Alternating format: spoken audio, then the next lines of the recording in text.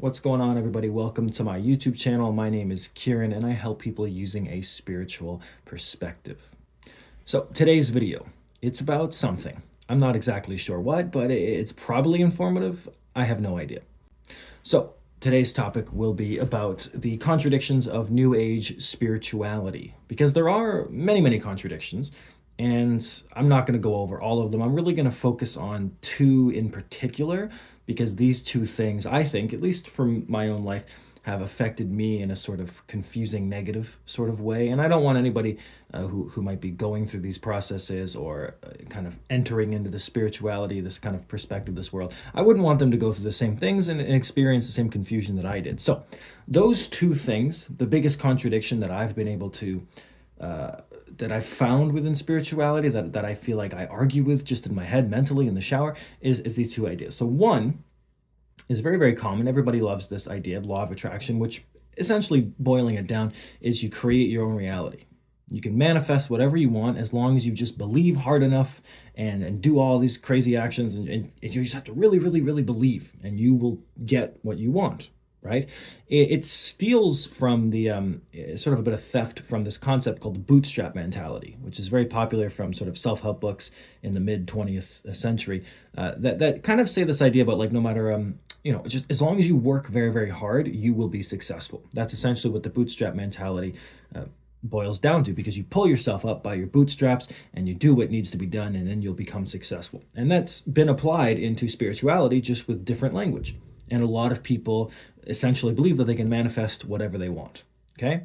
Now, the other side of that, which is the contradiction, and this is a huge part of spirituality, and this concept is a little bit older in terms of how it's influenced spirituality and how long it's been around in world history, which is the concept that things that are meant to happen will happen. In other words, sort of a destiny, fate things, what's meant to happen will happen. Okay.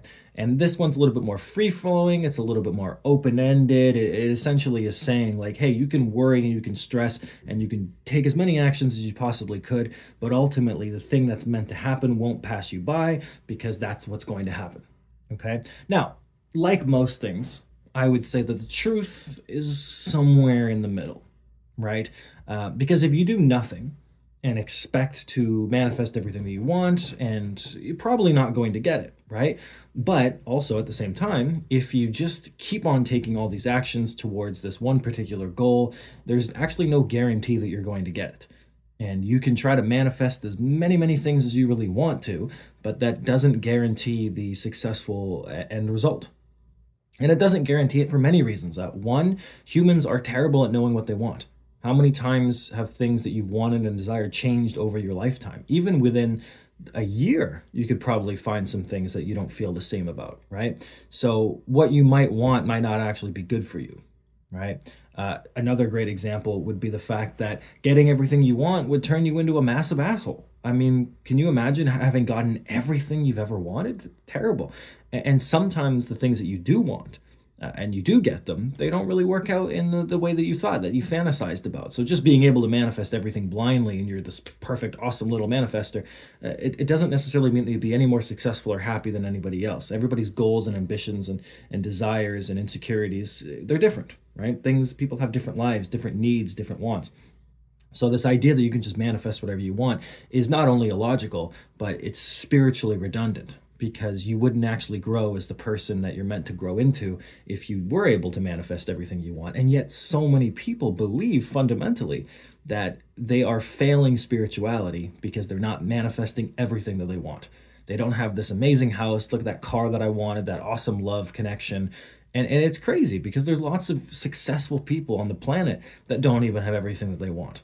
There's lots of rich people who suffer from all kinds of emotional problems, sort of afflictions, could be a physical thing, could be vices, drugs, or anything, right? There's tons of things. Everybody's different, right? And the other concept, of course, is that this idea of things that are meant to happen, it's a little bit more open, like I said, and a little bit more true. But this idea is that you can't just idly sit by and watch your life, kind of just pass you, right? You need to take some active role within it, especially if you're certain about something that you want, right? And there's different things. Like, The things that I might be certain about and the things that I have doubts about might be the opposite of what you're certain about and what you have doubts about, right? Again, everybody will be different in some kind of way. So this idea that we need to split spirituality into this black and white concept it's been done to death, right? And we're already doing it with so many things in life. We do it with politics, we do it with sports, we do it with people's physical appearances, we do it with right and wrong. A lot of life is just us taking things and putting it into black and white categories. And that's kind of how the mind tends to work, is it wants to organize things, right? And it's nice and safe and it makes a lot of sense logically. But feeling wise, it kind of makes a lot of people feel shitty. It makes a lot of people feel uncomfortable over time. People feel like they're failing constantly because they can't reconcile these two contradictions. Well, I want this, but I can't control the whole process of it. And what if it doesn't work out? Well, then it's meant to happen, but how much active role can I participate in this? The things that you might have done 2 years ago might not be the same actions that are going to work for the thing that you're going through now. And vice versa. Something that might not have worked back then could work now. You've changed, your perspective changed. Not every method is going to be the same. Not every guideline is going to apply to the situation that you're asking about. And yet so many people treat spirituality as if there's some sort of set rules. Right? But there are no set rules. It's you are the person. You have to understand how your spirituality affects your life and how your life affects your spirituality, right? It's sort of like a cyclical sort of thing, rather than just a right thing that you need to do and a wrong thing that you're doing or that you shouldn't do. And it just splits the whole thing, and it makes spirituality, I feel like, more of like an obligation and a painful experience, one where you're suffering all the time, plus the additional just shit that you have to go through in life anyway, paying taxes, running out of food, having to run into an ex-girlfriend in the city or some bullshit. You know, there's lots of stupid shit in life you got to do. You have to deal with. Then there's the spiritual stuff where you're exposed, you're sensitive, right? And then there's this thing that you want. There's so much stuff in life that hurts, that can hurt, that brings you pleasure, that brings you pain, that it changes, it ends. There's so much of that happening already. So why should we have to contradict ourselves by splitting everything in two, right? So while this video might not be this sort of end-all solution, because that's the point, there isn't something that you 100% need to do in order to manifest everything. I've been able to get things that I've wanted by believing in myself fully. Other times it didn't work. Times where I completely let go and something new that I wasn't thinking about appeared, and it turned out that was a good thing. And other times that I've let go and the thing that I wanted ended up coming anyway, and actually, ironically, more quicker than if I had been constantly focused on it. And so this is the point. You don't need to do one specific thing. The only thing that's getting in so many people's way when it comes to manifestation is the contradiction, is this idea that it has to be one way or the other. In my opinion, and the way that I've lived my life, that the easiest way to some perceived level of success or manifestation is to not have to force yourself into either category, to kind of just understand the flow, jump in the flow of what is asking you to kind of get into, like where that's going to take you. Jump into that river.